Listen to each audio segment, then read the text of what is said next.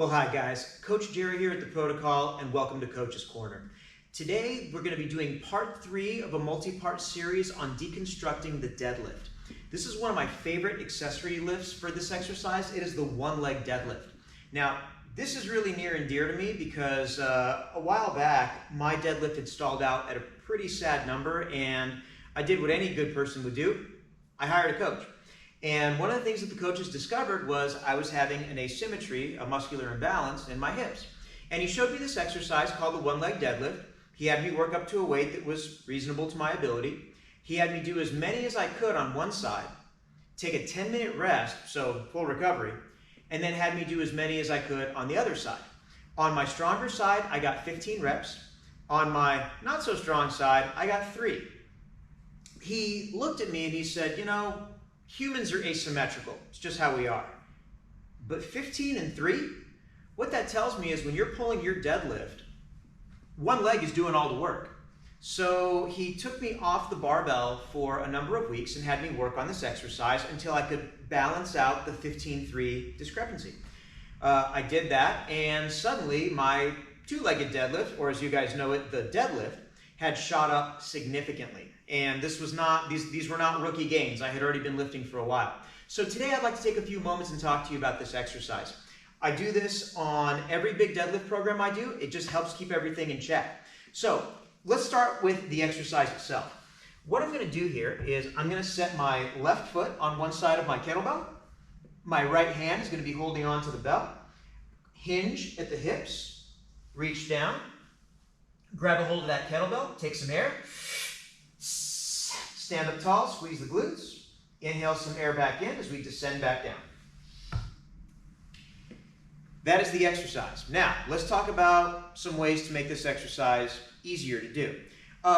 Let's start with the simple stuff. The leg that is going back, that leg needs to be straight and strong going back. There may be some flexibility issues that will keep you from doing that, but I want to imagine like a wall is closing in behind me, and I'm trying to prevent that wall from closing by sticking my leg straight out.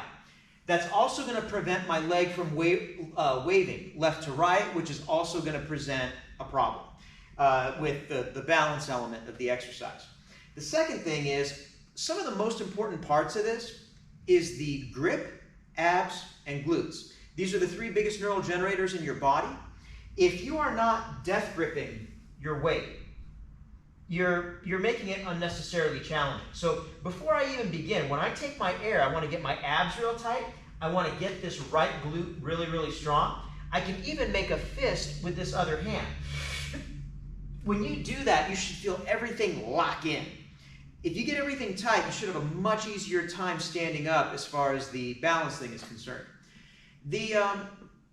The other thing that we have on here is the position of the front leg. Remember, the working leg in a one-leg deadlift is the leg that is super glued to the floor, meaning I want to predominantly feel it in the hip of the leg that is working.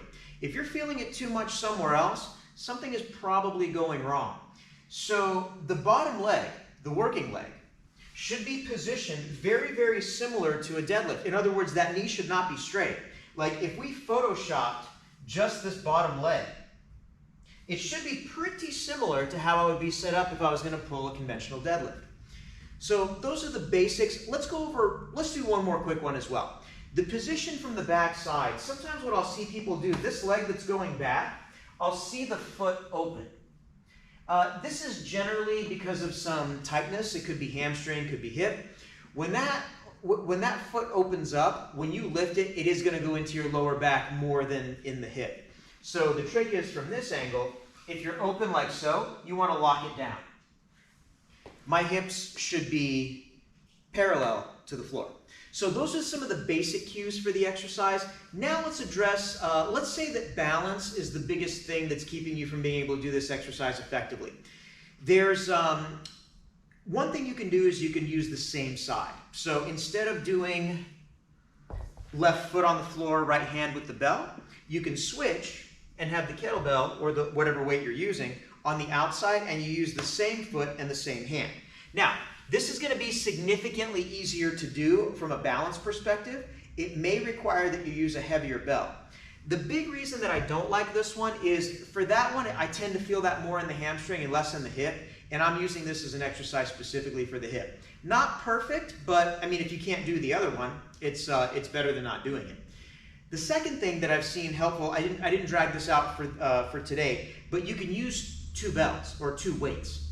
When you have some people have noticed that when you have a bell in each hand, the lateral stability of it actually becomes a little bit easier. Now, it's also harder because it's heavier, but it tends to be very effective for targeting the area it's supposed to target and not giving you so much trouble in the balance department. If none of these cues work for you and you still have a really, really tough time with the balance, at this point we want to recruit a spotter hand. Now, your goal is, of course, to wean yourself off of the spotter hand. But, so I have one of these rogue boxes here. If I'm set up, I want to rely on this as little as possible. Sometimes it's even a little psychological. Like, maybe I'll just use maybe 2 fingers, just something to keep the balance. Now remember, just because you're using a spotter hand doesn't make you exempt from all those tension cues that we talked about here a second ago. And then if you are doing that, just remember that when you switch hands, you just turn and face the other direction. So now you're like in this situation, my right hand would be my spotter hand, and I'll be moving from this side with the kettlebell in the left hand. So those are some of the basics. I like to do this in relatively short rep ranges, like sets of 3 to 5. What I've also noticed that it's really important is I need to pre-activate all this stuff. So I will take a light kettlebell and warm up with a number of them before I start working up to big weight. Remember, if you take too much weight on this exercise too quickly, it's gonna, all of your bad movement habits are gonna present themselves because, your body's just reaching for whatever it can reach for to try to lift the weight off the floor. You are much better off starting light, getting the asymmetries worked out, and then worry about how much heavier you can take the bell. So I hope this exercise helps you guys out. We'll see you again soon.